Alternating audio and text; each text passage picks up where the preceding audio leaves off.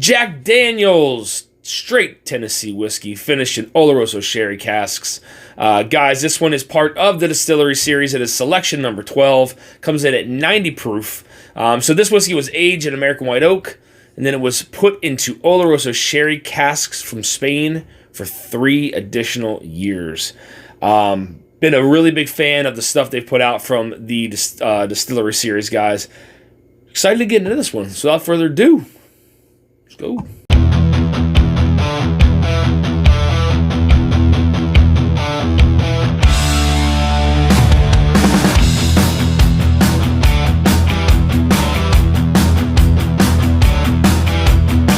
All right, guys, so as I stated, this one is 90 proof, was finished in those Oloroso sherry casks for 3 additional years. Again, part of their Distillery series.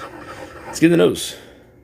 Whoa, that is a nose. Oh my God, it is chocolatey. It is just rich, full of just red fruit. There's a little bit of oakiness in there. And I don't know how old this is, but you definitely get a little bit of that like tannic kind of oaky note there. Further away from the glass, again, those fruits really kind of maintain. And further in, it's just a little more concentrated. Further away, you're still getting some of that red kind of fruit influence. Getting some of that milk chocolate there as well. Beautiful, beautiful nose, guys. Get in the palate. Cheers.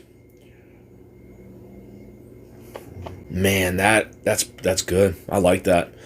I think with this here, so again, so on the palate, really quickly, so on the palate, a lot of red fruit influence. So for me, on the front of the palate, it opens up to kind of like a bright red cherry, and then all of a sudden, as it hits the center of the palate, it starts to get some of that milk chocolate influence, but then some darker notes start to come about, like a black cherry, some plum.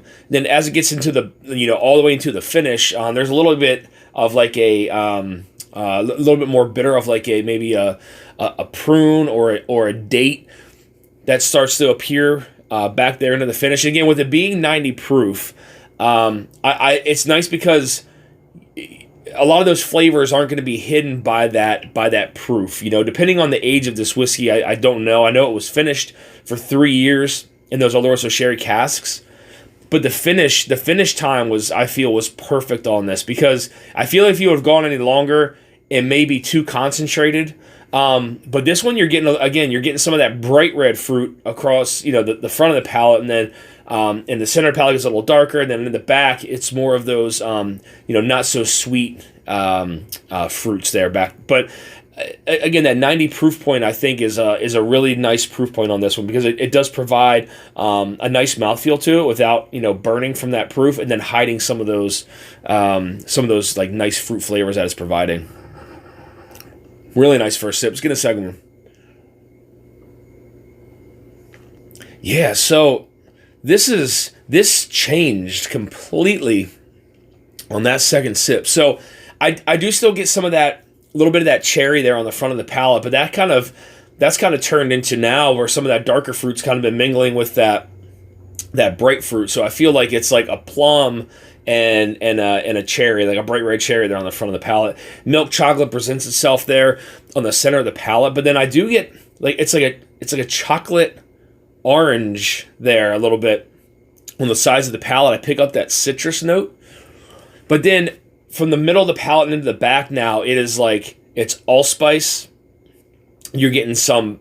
There's not too much cinnamon on there, maybe a very, very little bit, but that allspice is really kind of impacting the palate there. It's not spicy as in hot. It's only at that 90 proof, so it does allow the baking spice to present itself a little more. Higher proof stuff is kind of hard to pull out baking spices because the proof kind of hides some of that sometimes. But this you get a lot of that allspice there on this second sip, but I didn't get that on that first one. And as it goes down to the finish, it has a medium finish to it, short to medium finish. Let's get a last sip. Cheers. All right, so that sip really kind of maintained what I got on the second sip. Front of the palate is like a bright cherry, and then maybe like that plum there. So now it's kind of like, intertwining between some, brighter fruit and then some darker fruit. Center of the palate, that milk chocolate allspice. subtle hint of like orange there, on the sides of the palate. Not too noticeable, but you definitely get a little bit of that citrus.